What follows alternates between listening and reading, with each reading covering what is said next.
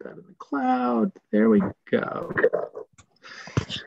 So good afternoon, everyone. Welcome to the first of our two sessions for conversations with the conference ministers. Those of you who've been to our annual meetings before know this is a traditional part of our connecting sessions that normally happen during lunchtime, that we normally have often a pretty significant group of us gather to have conversations during that lunchtime. And it's something we wanted to make sure we repeated, even though we are working in this different type of format.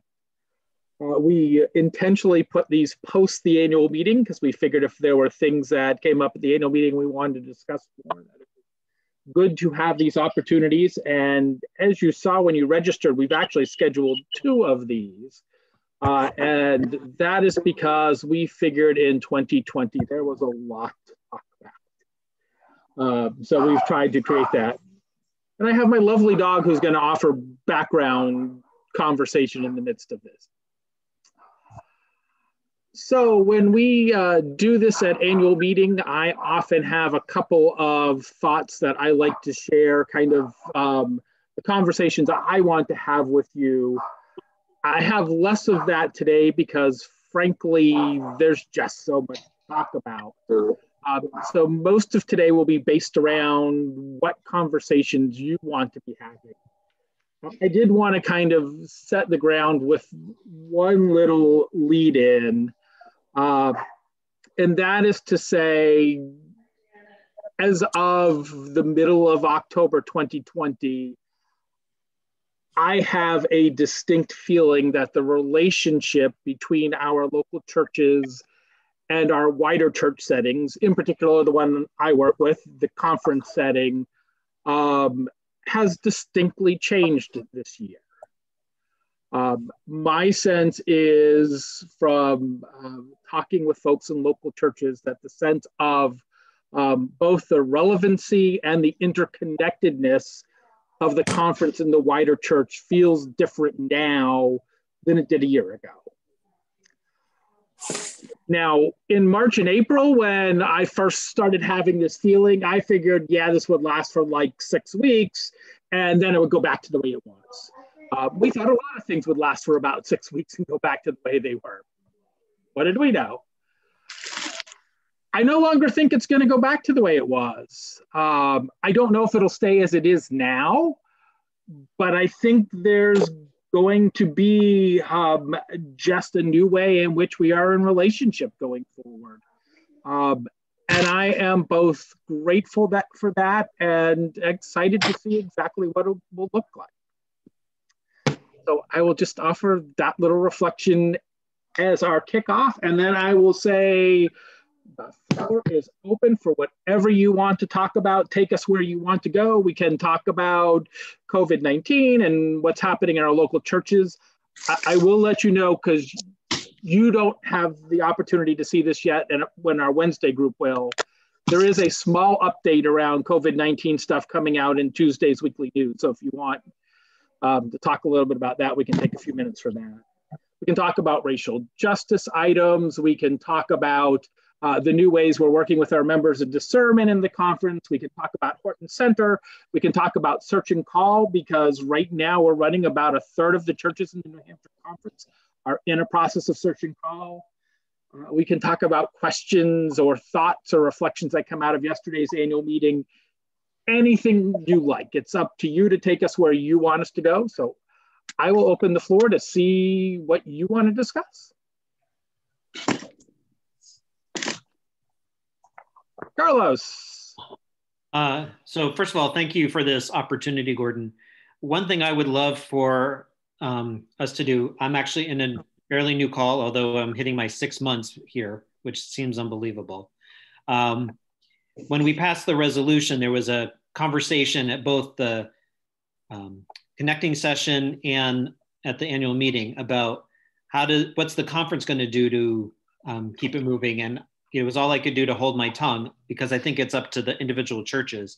But I wonder if there's a way for us to support each other in the individual church to keep things like these resolutions front and center, and then keep ourselves fired up. So in my conversations with our environmental justice mission group, I think we're looking at this a lot like we were looking at the resolution we passed 2 years ago when we named ourselves as a conference to be a racial justice conference, where we said we're going to make this statement, and in the next year, we're going to put together the resources to help our local churches enact this in practical ways, as well as to help the conference enact this in practical ways. And I absolutely get the sense that our environmental justice mission group is going to get to work, I'd say right away, but actually it'll probably take a month because they're hosting a youth climate summit in middle of November. So it'll probably be once they're done with that work. They will get to work on developing resources that we can provide to churches to help you figure out the ways how to live into the resolution we passed. Thank you. That would be helpful.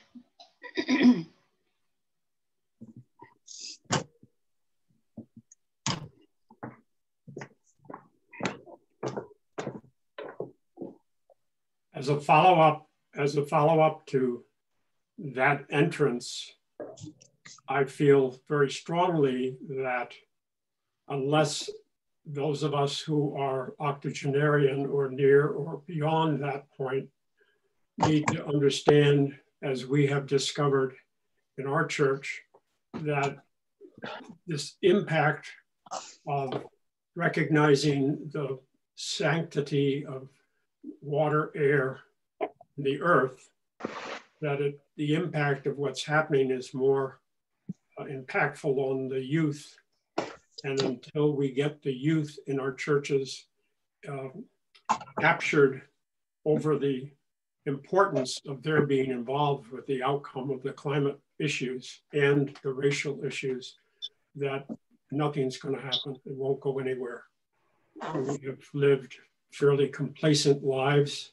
We've taken advantage of fossil fuels to keep us warm in the winter and drive us around in our cars. And personally, I feel very embarrassed about my role in that part. And yet, we've got to move on.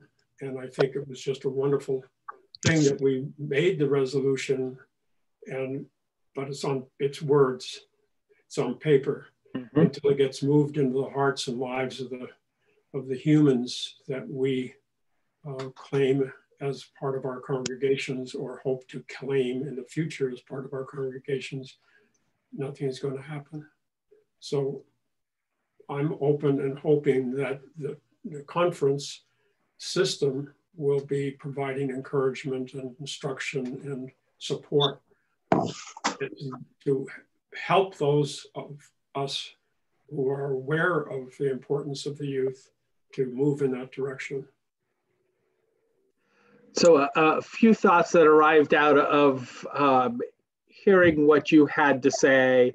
The first is kind of a thought to speak to all of our churches, which is as we have conversations with our youth and young adults about what they're looking for in church, one of the things that we're continually learning is where most of us in any of the generations of the folks I see on the Zoom right now, we're essentially looking to church for community, obviously with a spiritual sense of that, but community is often what draws us into that.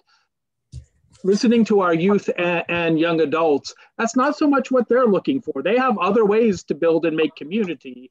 What they're looking for is opportunities to make a difference in the world. That's what gets them to church. And environment, climate change is one of the key intergenerational ways that we can actually connect folks of all ages and say, hey, here we can be community and make a difference in the world. To me, it's one of those really nice bridge issues that works intergenerationally. One of the places we're seeing that right now is in the past year, the Church of Christ at Dartmouth College has gotten a green team up and going. And that is a very intergenerational group.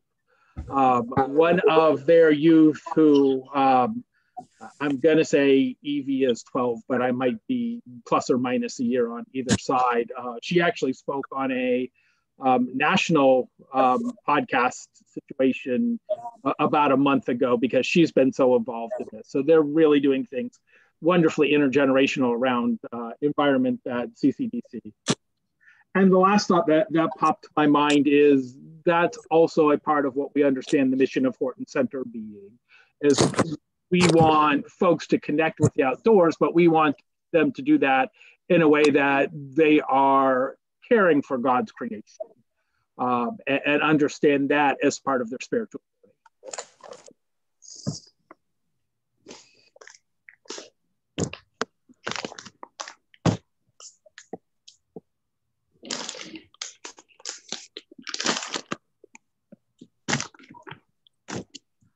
Other folks have questions?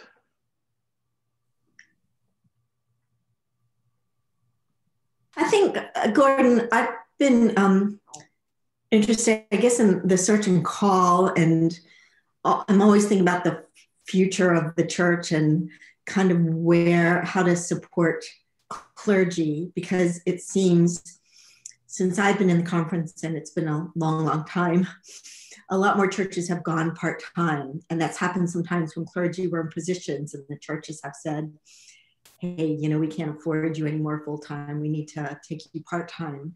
And I just received an article that I thought was interesting, that they said they think even in the future, like, churches will pay clergy kind of fee for service, like that might be the future of, quote, professional clergy. So I wonder kind of what you're thinking about all that and how you're seeing as we walk into the 2020s. And it might be hard now with COVID going on as far as what you can see, but what do you think is happening with called clergy and all?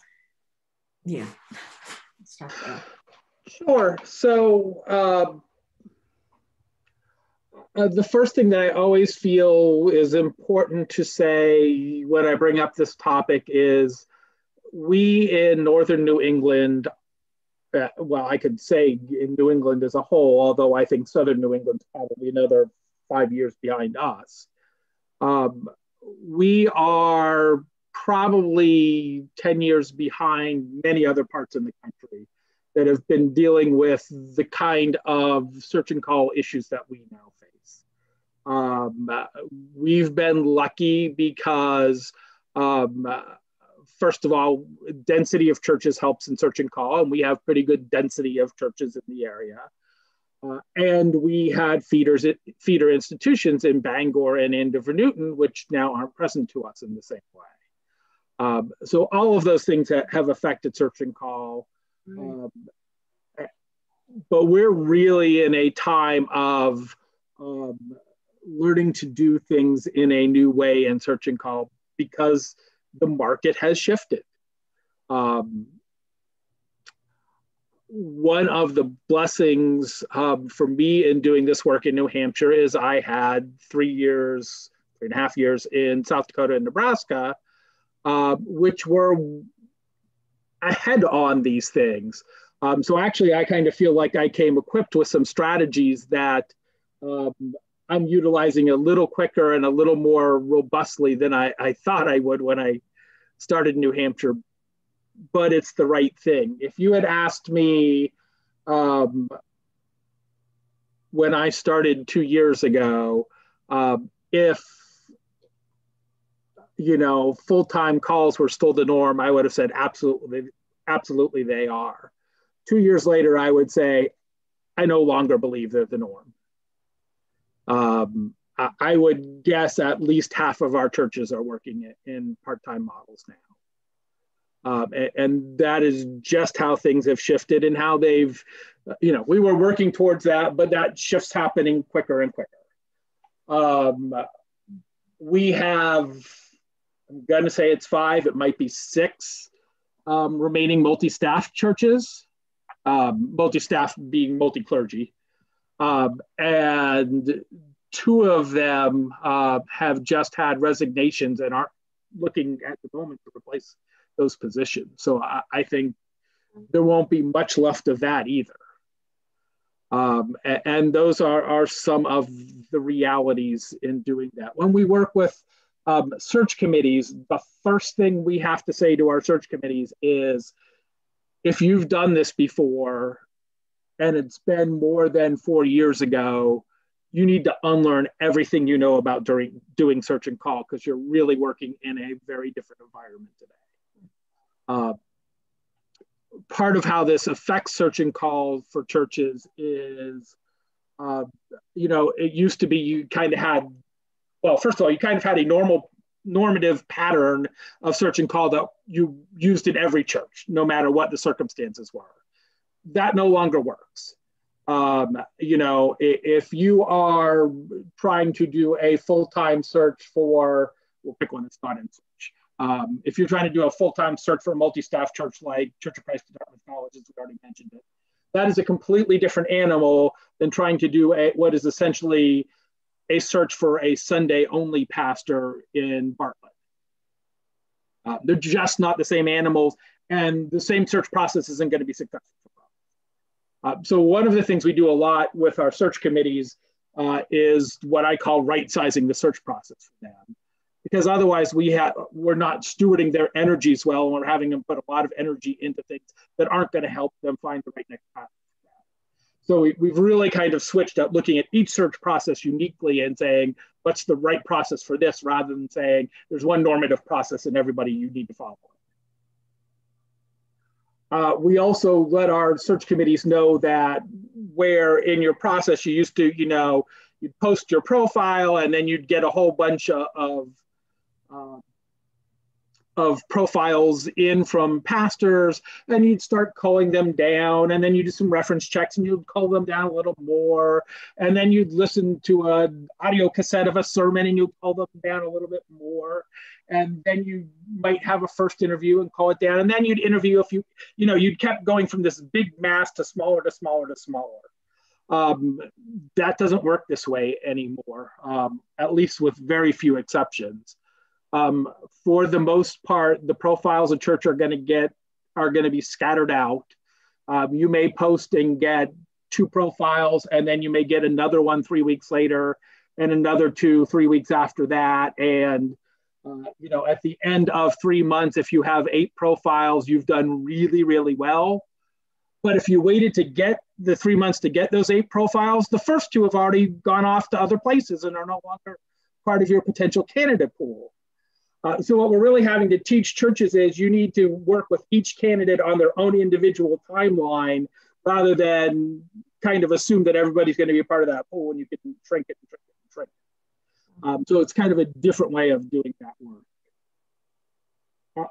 One other thought I have around your question is, this obviously affects search and call. It's also affecting how we're looking at other things. Our clergy support ministry team and myself are really looking at picking apart how we put together our clergy compensation guidelines in the upcoming year. Whether we can do it in a year, it's going to take us a couple years, I don't know. But the way we do it right now is based on a full-time call being the normative. And that's no longer the reality. Kind of the approach has been, well, if it's a halftime thing, just cut these things in half. And that doesn't work as well anymore. And so we're trying to say, how do we look at this differently to say, can we develop a system that works for different churches with different scope of works that aren't always based off of the full-time call being the normative. The pay for service thing, I wouldn't rule it out. I don't see it right around the corner. I do think we will see a lot more what I call pastor sharing, whether it be a yoked type model or a federated model or other things. That is part of our early history in the congregational tradition in New Hampshire. And I think over the next 20 years, that's really going to be coming back because it's one of the ways in which churches can work together to provide sustainable ministry. So that would be one of my predictions for where I see it going.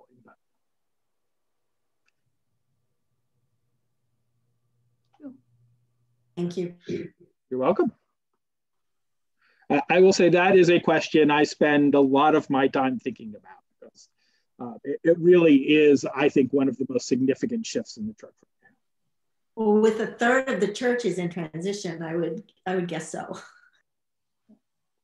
Yeah, it also means that's where a lot of my time goes. So.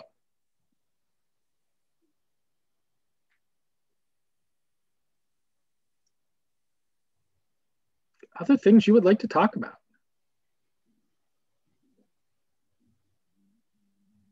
Shirley, I think you're trying to talk, but you're still muted.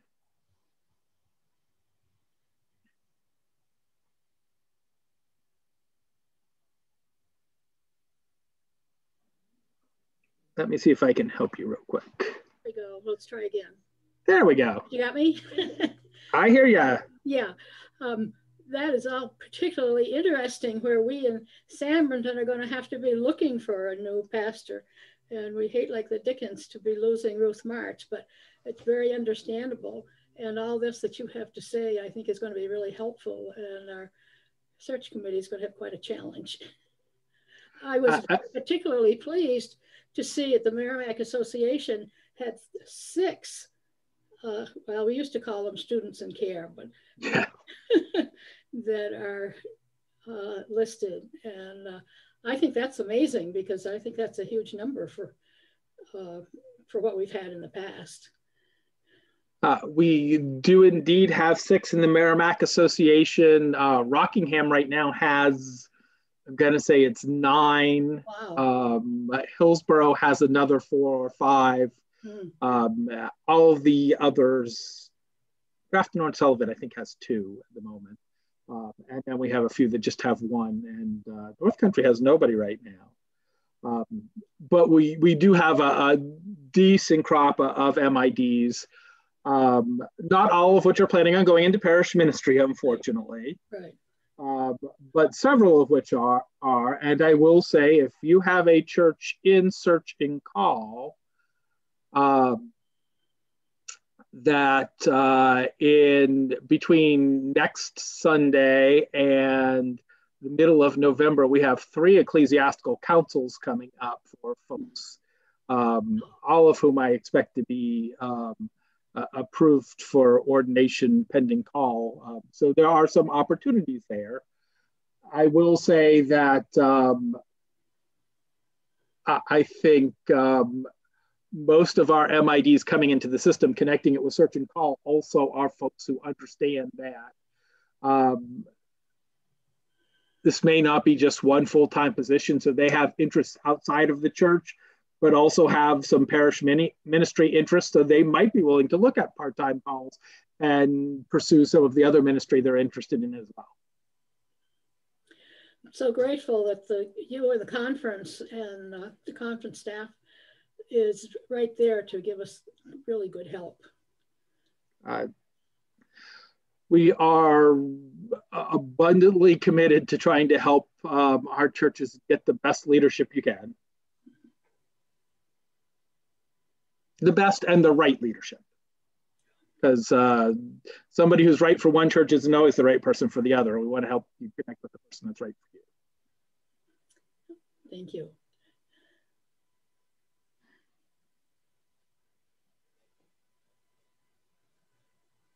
Carlos.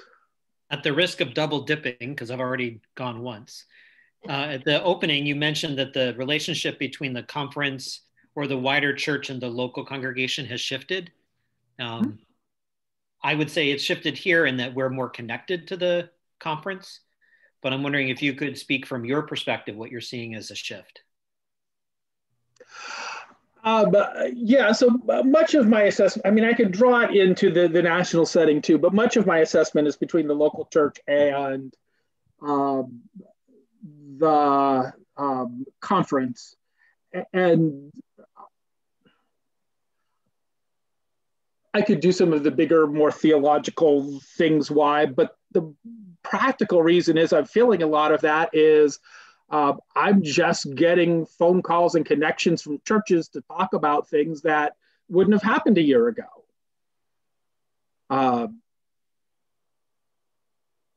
And see churches connecting with one another in ways that they wouldn't have done a year ago.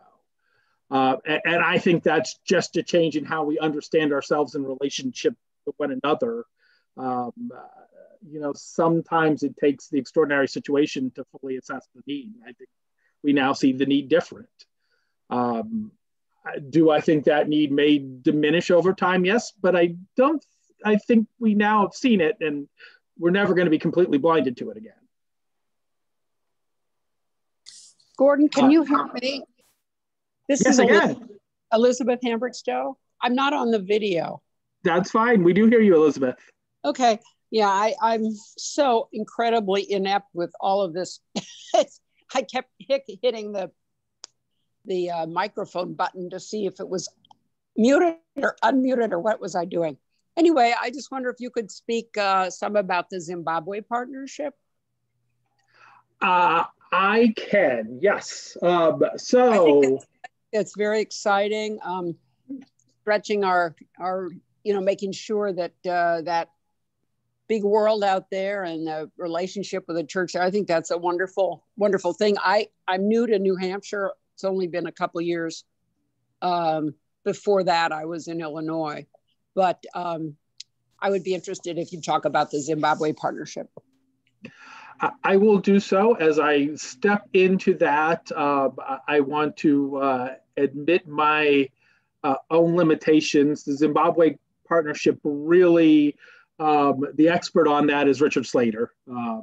He's been involved with that for years, and he understands pieces of the history and structure that I don't have my head wrapped around yet. I can tell you that 2 weeks from tomorrow, I was supposed to be leaving for Zimbabwe. The 2020 factor, right? The 2020 factor, yes. Nobody can go anywhere. Oh. Yes, and Zimbabwe at this time is not allowing people in from other countries right now. Sure. And certainly not from the United States. So. Right.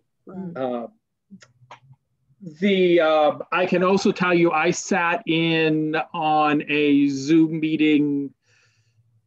I'm going to say it's 2 weeks ago. It might have been 3 weeks ago. That included the president of the United Church of Christ in Zimbabwe, Reverend Nagatsiori, included the president of the Council of Churches of Zimbabwe, whose name I'm not going to recall, and several others. And situation in Zimbabwe is really, really difficult right now. Their COVID numbers don't compare with ours as far as sick and illness, but the impact it has had on the country has been devastating. It's created all kinds of food all kinds of difficulty getting food. Part of what happens is a lot of the workers in Zimbabwe get paid per diem. Mm-hmm. And so if they are told they have to stay at home, they don't get paid, and that makes it difficult to get food. And that's really trickling across the country. Obviously, you have more limited medical sites to treat people in those type of hardships as well. But things are really, really tough in Zimbabwe, which is part of the reason our Common Partnership group right now is raising money for food instability in Zimbabwe. Yes, and I would just like to say that I think that bringing that to the attention, to all of our attention, the attention of the conference churches through the news, the email, was very, very helpful, and I think significant and important, because this is not something that's going to get front page news out there in the world. And these are our brothers and sisters. So I think that was a terrific ministry and mission to keep us informed, let us know these things that we might not otherwise be aware of. So thank you. And thank the Zimbabwe team. You're very welcome. I will just mention in closing this off 2 quick things. One is the recommendation is our churches take a little time next Sunday to celebrate our Ukama partnership, and there's some liturgical resources that have been shared around that. And as I mentioned in my opening prayer yesterday at the meeting, yesterday was the day that our UCCZ partners elected their new leadership for the upcoming years. Towards the end of the day, I did receive an email with all the new folks who have been elected in. I'm not aware yet of when that group starts or any of that, but they have elected a new leadership. Well, thank you. Gordon is someone who actively is in conversation with our partnership here at Glenview in Harare. Mm-hmm.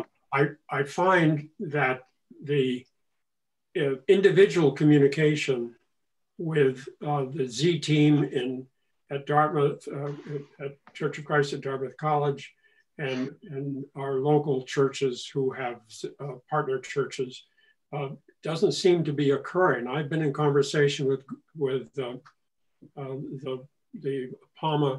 UCAMA leadership at the conference level, and with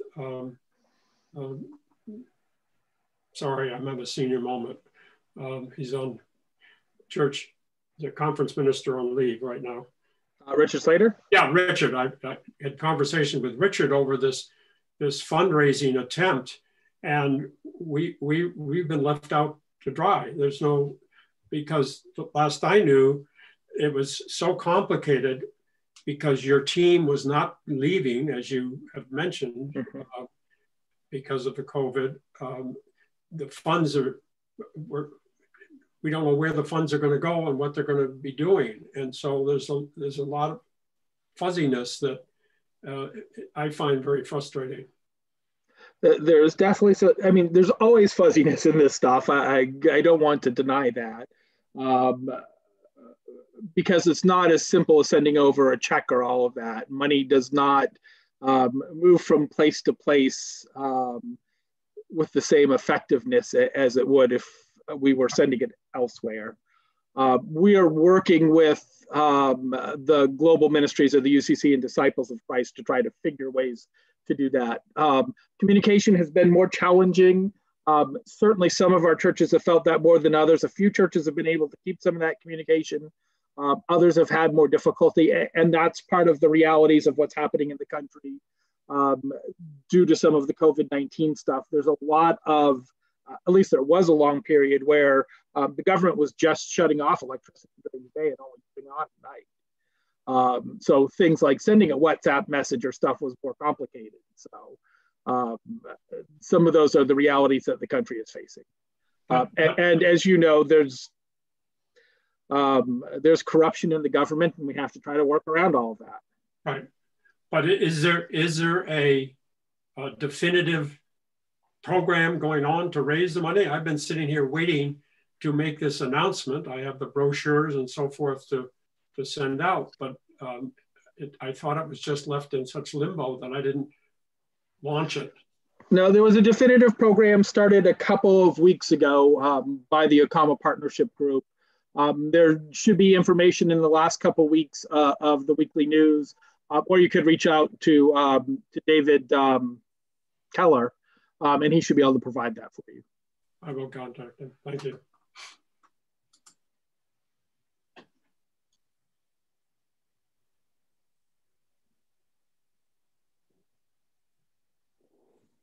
Other places you want to take our conversation?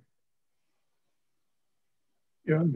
Yeah, since we're talking about local and global issues, I'm sensing that we're receiving a lot more communication, contact, both from the national office, from global ministries, and from the conference. Almost part is because we have the resources now, we have the technology. So there's more opportunity to reach out. But we've been spending a lot of time on webinars. A lot more information is coming across than in past years. We get an annual report, or we get a semi-annual notification. But for me, it's been a little more communication back and forth. Now you can have sermons that have been recorded by our mission partners.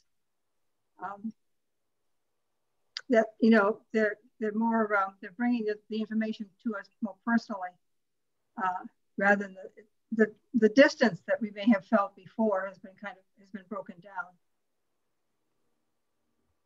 I think you're right. I think across the board, certainly in the wider church levels, this has pushed us to, and in New Hampshire, we were already starting to work on it, but this has pushed us to improve our technology infrastructures, which helps us communicate more on these type of things. I will say, there was a moment when it was in my mind that I wanted to have somebody from UCCZ offer a welcome to yesterday's meeting. That kind of got put aside because they were going to be meeting as well. And obviously that needed to be their focus. But, you know, that's something we can do now that we probably couldn't have done 3 or 4 years ago.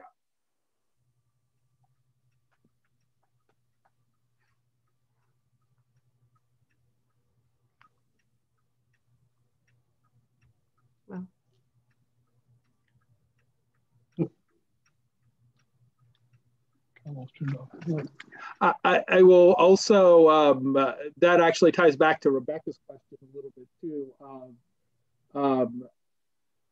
Infrastructure pieces are also affecting our abilities to do search and call. I've definitely seen improvements around some of that, how we communicate, how we keep things confidential. It's kind of a whole new world in that realm in the last couple of years as well. And some of those things have improved. And can, you know, there's places, certainly in the middle of COVID-19, where things are slowed down a bit, but the infrastructure stuff is helping speed things up a bit. My sense is search and call is still happening along a fairly similar timeline to how it was happening a year ago, even with the challenges of COVID-19. Gordon, this is Elizabeth again. Yes, Elizabeth again. Something else that really struck me very sort of poignantly, and that was the outdoor ministries, the Horton, I guess it's what called Horton Center or something. And yes, ma'am, Horton Center. It really struck me because in Penn Central, which is where our daughter is, and her husband is pastor of a church there, and they've been heart and soul all the, you know, lifelong Hartman Center campers, and then, you know, summer. Now their kids have been there and all of our grandchildren, but with COVID, they didn't have camp this year, of course, but they also, the directors basically were looking for an excuse and axed Hartman Center altogether, outdoor ministries altogether, and have put the place up for sale. So this is just, so heart-rending. Anybody who's, you know, a camper type knows that. And so my husband and I were Charlie and I were trying to figure out now, why was Horton Center so creative and immediately jumped on doing virtual camp, whereas Hartman Center there was nothing like that. And I think that the difference is that we have an actual director and with passion about the camp, and the ministry, the outdoor ministry, because at Hartman Center in Penn Central, the last director had retired maybe 2 years ago, and they brought in a management company that was supposed to run the place and also do marketing and bring up the revenue, of course, nothing happened. And I think that may be the difference, that the management company, the person there, they're not going to try to think, how are we going to do outdoor ministry with the youth and kids and everybody else virtually. They just said, well, we can't have camp. So anyway, that's just my 2 cents. But I think having a director, it must be a very key investment that the New Hampshire Conference has made in that camp. So I have many thoughts shooting through my head. I will see if I can hit on all of them. I'm glad you're not a Penn Central Conference Minister. Anyway, go ahead. I will, by the way, I have heard from some folks in Penn Central who are like, oh, can we bring folks up to Horton Center? And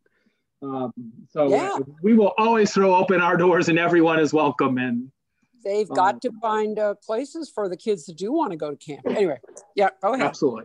So the first thing I will say, and those of you who heard me candidate a little over 2 years ago will have heard this. My belief around outdoor ministries, and I think this is particularly true today, given what we've said about shifts in search and call.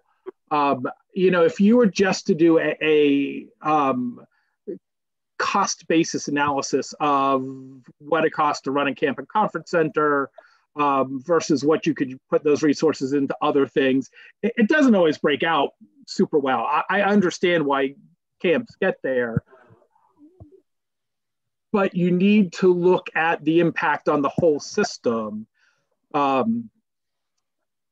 I believe I have experienced, I will hold on to this forever, that what Outdoor Ministries does is it seeds our leadership for the rest of the church.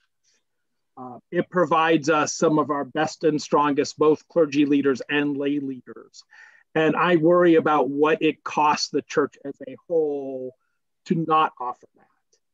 Absolutely. And have that connection. Absolutely. And we've already mentioned losing some feeder things for the church, like Bangor Seminary and Andover Newton Theological School. We need to not keep losing things that help feed leadership into our church. Or it's really going to be another drastic shift of the nature of church. So I personally put my energy into Horton Center out of that conviction that it's actually, it's not only helping our campers and all that, but it's ultimately helping our churches for the long-term vision for them. As far as summer 2020, I'm going to say I think there were two things that were real factors. You nailed the first one right on. Leadership matters. And we had a interim executive director and summer director that actually started laying the pattern for what we did before we even had canceled summer camp by doing some Vesper type events during the early part of the COVID time when our children were at home. And then we just sat and talked about how do we step this up and make it a camp experience. And the creativity of that leadership and of our deans really just blossomed an amazing program. I sat in on, it was all but two of the Horton Center at Home sessions this summer. And the type of community that was established in each of those felt so similar to the community that you have when you're up on the top of Pine Mountain. I was just blown away. I didn't think that was possible. And I experienced it as what happened. The second thing that I do think actually helped us this year, and normally it's one of our sustainability challenges, is that we're a seasonal camp. We're not a year-round camp. And that meant that we were able to take some risks that year-round camps couldn't do. We were able to take the risk of saying, we can raise $10,000, $11,000 to do this program and cover the expenses for this. And it's not going to sink us because our overhead is based on running camp for 4 months, not running camp for 12 months. I know there are conferences that are dealing with deficits of $500,000 to $750,000 because they couldn't have in-person campuses and retreat seasons. Will Horton Center end up with some deficit because there's things like insurance and those type of things that are year-round? Yes, Horton Center will have some deficit this year. I'm guessing it'll be about $30,000. And in this year, we can deal with it. And I think we did a wonderful job making sure that we didn't let that financial reality derail us, but really said, how are we going to serve our campers, and came up with an excellent program to do that. And my other thought just is that with all the big hoo-ha of environmental justice, environmental concern, environmental, we want to be up in front of the parade on that. I think it's putting your money where your mouth is, in a way. The church is preserving some land and space. At least Hartman Center was. I don't know if Horton doesn't have a regular site. Is that it? Or I don't know. No, we have a regular site. Absolutely. Okay. So to that extent, it's land that's God's creation. That's not potentially somebody's condos. So that's my other major beef with the but I'm sympathetic to the finances, but how the Board for Homeland Ministries, those of you who go back as far as I do, had a property, a camp at Conference Center in Deering,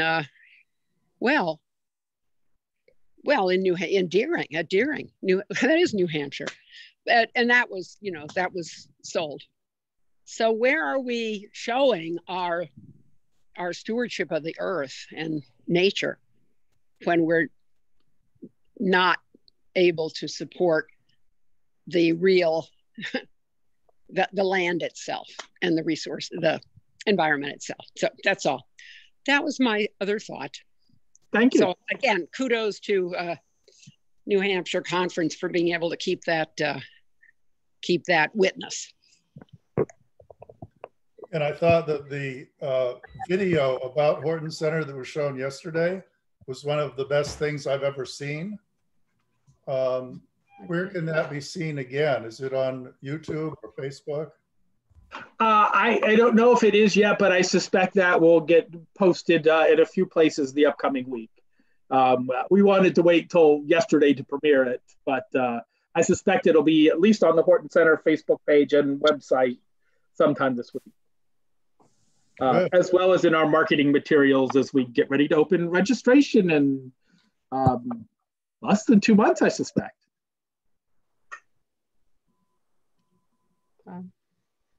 Well, this is a time to explore the church without walls, I think, and I'm going to mention an Episcopalian priest by the name of Stephen Blackmer, who offers a church in the woods in Canterbury in central New Hampshire. And he offers services outdoors at 9 o'clock on Sunday morning and 3 o'clock on Sunday afternoon. And people can go to the 3 o'clock service if they wanted to go to their own church in the morning. But the service involves a walk in the woods, and as well as Christian communion. So it's not, it appeals to all those people who tell us that they don't come to church, but they're spiritual, not religious, and they go for a walk in the woods on Sunday morning. Well, so he offers a walk in the woods and communion and Christian worship. And I'm wondering if that's something, a group of us might be interested in exploring. Mm-hmm. And also, now that I've retired from ministry, except for serving on the COCM in the Southwest region and substituting in temple whenever they call me,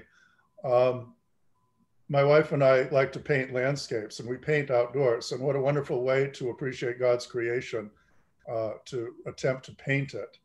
And it's something that can be done with social distancing. You're outside at your own easel, a good distance from everyone else. And I'm wondering if that's something that could be explored also. I'm available, but I'm not in a place right now to initiate things. I hesitate to volunteer to be the head of anything at this point in my life.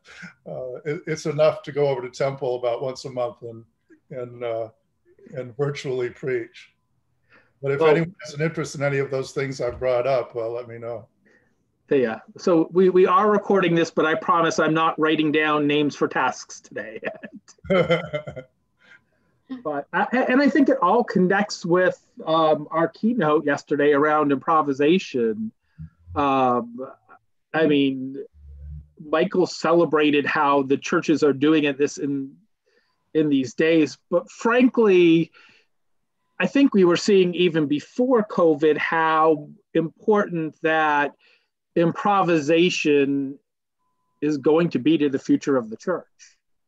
Mm-hmm. Improvisation, risk-taking, all of that. And I think what helped make Horton Center so successful this summer is the leadership totally leaned into that.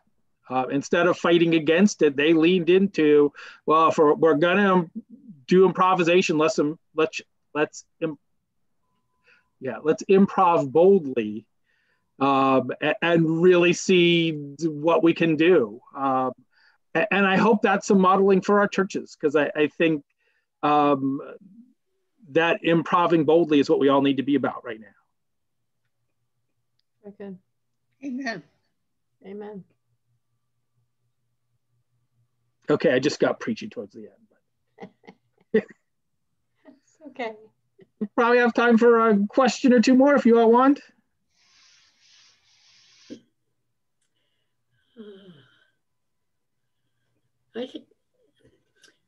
I have a comment. Okay, we'll welcome those too. In listening to the program on racial justice, I've always thought of our Bible as a global Bible, and I was looking through my notes and I don't remember the gal's name, but she says it's really an American Bible. And as we use it, we really need to listen to our friends and try not to make judgments right away. But listen is the big takeout that we can learn from. So if I'm recalling correct, I think it was Renee, our pastor in Northwood, who made that comment. I believe so. Yeah. And I mean, I think the Bible is a global Bible, but we've all been taught to look at it through American lenses. That's right. And that's how we learn, that's how we interpret, sometimes in ways that we can't even see because we haven't seen the other alternatives or learned the other alternatives. And that's part of our racial justice work in the church. Yeah. I don't know how many people, if any, have read the annual report I wrote in that set of annual reports. I think the most profound thing I said, and this was very much my summer experience, was I have been so proud of the churches of the New Hampshire Conference and how they have adapted and revisioned themselves and kept connection during COVID-19. Surpassed my every expectation. You all have inspired me. I admire the work you have done. And then started the conversations around racial justice. And those saddened me because I found over and over again how unequipped we are as church for conversations that have been happening for hundreds of years. We have dealt with the thing we never expected, and we still fall short on conversations we've been having for hundreds of years. And I am trying to remain hopeful that 2020, one of the things that will change is we understand as church we need to equip ourselves different for these conversations.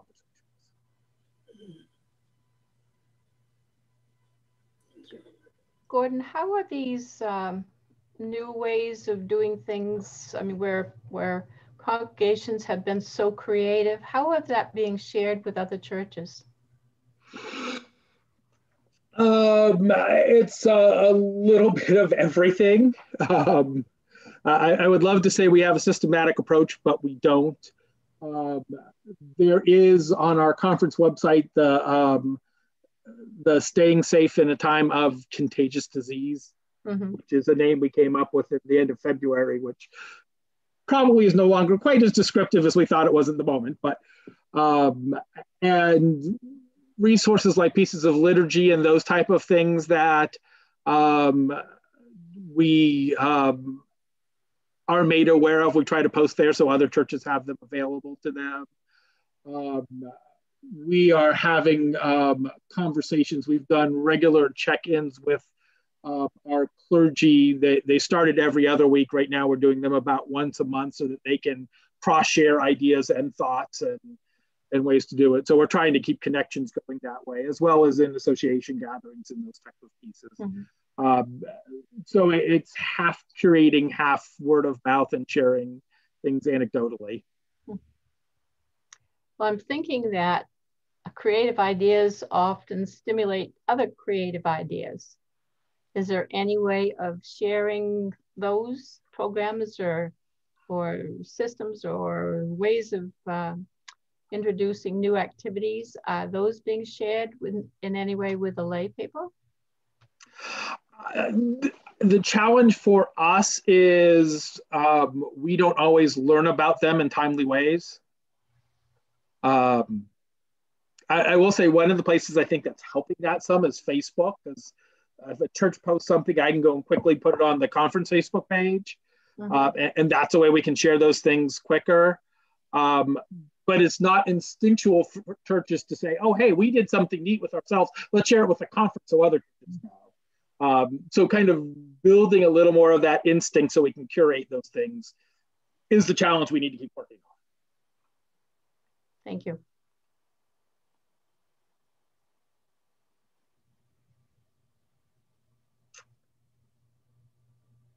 Anybody have any last things you want to talk about before we call it an afternoon? I will take this opportunity, as long as John and Faye Buttrick are in the group, to thank John for his editorials to the Concord Monitor. He really has some nice things to say, and I appreciate that a lot. I think I can echo on behalf of lots of us that his prophetic voice is very much appreciated. Yes, amen. His pastoral voices, one is two. I don't want to totally single it out, but you know. I consider that my pastoral voice. Okay. It's intertwined, definitely. That's my, I'm not retired, I'm refocused. So that's, I like it. Thank you for your comments, appreciate it. Well, friends, we're near the end of our time, so I am going to draw us to a close. I'm going to thank you for being here. I hope you all had a chance to watch the annual meeting worship service today. If not, please find some time. I had seen some of the components separately going in today, but purposely didn't watch the whole thing together until this morning. And particularly in the first half, well, Michael's message is phenomenal. That alone is a way to do it. But the first half of the service really has like 20 minutes of prayer time all put together. And my experience of it was like I could spiritually breathe in a way that I haven't done in months. It so moved me when it all came together that I think that you will welcome it if you take time with it. So. Lovely service. Yes, it was. Agreed. I might say that the church for me nowadays, we go to worship at least twice on Sunday because our daughter is a minister in Connecticut. But I get my energy and many of my ideas in those gathering spots for the stuff that I write.